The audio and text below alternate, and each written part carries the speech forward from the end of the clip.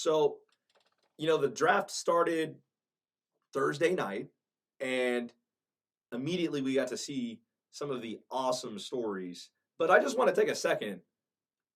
What in the world was going on with Trey Wingo on draft night? Like the first round.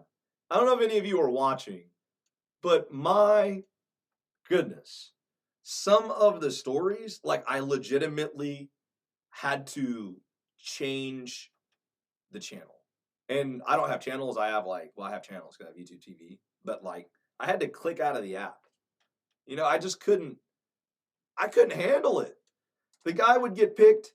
It'd be like the fifth pick in the draft.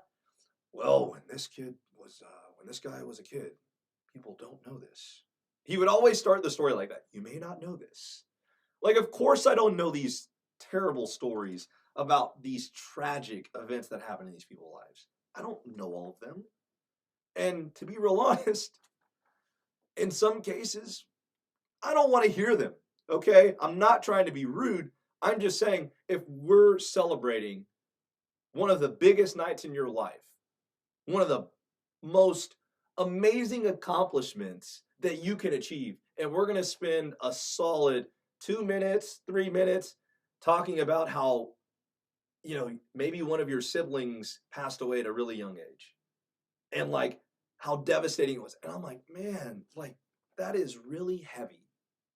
And I understand maybe a couple stories like that were just overwhelmingly oh my gosh, how did this person make it? Because to be real honest, some of these kids are homeless when they're young and they find a way to just stay the course, and they end up becoming professional athletes and become millionaires. And that's amazing. That is truly an amazing story. And I love to hear that. But when there's 31, 32 draft picks and you've got the worst thing that they've ever gone through, and you want to tell us about every single one of them, that's a lot to handle, man. Let me give you an example of one of the things that they talked about. Okay. And I tweeted about this and I couldn't believe it.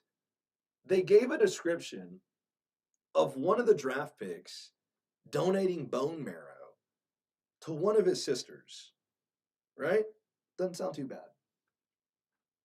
And then he described how they did it. Let me quote. It was similar to a wine screw into your bone, like getting a corkscrew out of a wine bottle going into your bone. That's how they got the bone marrow.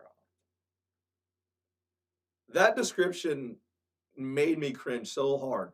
Out loud, I said, "Oh my God." I couldn't believe it. Why are you telling me these things, Trey Wingo? Why? Why are you giving me these images? You know what I mean? I don't even want to repeat it. It's so bad. And that's just one example out of the 30 that he talked about. And I get it. Some of these stories are really impactful. They literally change these people's lives. That's legitimate. You can go through the worst thing in your life and it shapes you into the person you are. That's what happens. Shoot, personally, that's happened to me many times. And I'm not going to say that there's just one event that's shaped my life, but what I'm going to say is sometimes you go through a really tragic event, and that's the main thing that really changes you, right? And I'm not saying I don't want to hear about these stories. All I'm saying is when we hear about these stories, 30 of them is a lot. And I respect Trey Wingo. I respect what he does as a journalist, as a reporter, everything. I respect that 1,000%. But, geez, can we lay off just a little bit on all of these tragic stories when these guys get drafted? It's supposed to be the happiest moment of their life. Unless, you have a kid, they've had a kid or something, think about that for a second. You just got selected in what is a top 2, top 3 moment in your entire life. And the first thing that people want to talk about is, hey, remember that time there was a car accident that killed one of your family members? No, I don't want to hear that. I don't want to hear that. Give me a story about how they, changed somebody else's life. How before they even became millionaires, they were already good people. How about that? How about something about them being a student athlete? You know, hey, this person could have gone to medical school. How awesome is that? In fact, they still might after their pro career or during their pro. I don't know. But my goodness, Espen. Espen, what is going on? I love you, Espen. I'm watching you right now. I got you on the screen right over here. I could share the screen, but I'm not. Okay? But that's 2 weeks in a row we've talked about Espen. Last week we talked about how they wrote an article and the headline was NBA basketball players not being paid. And then you read the story and it was like, oh yeah, well, they're getting paid 75% of their salary.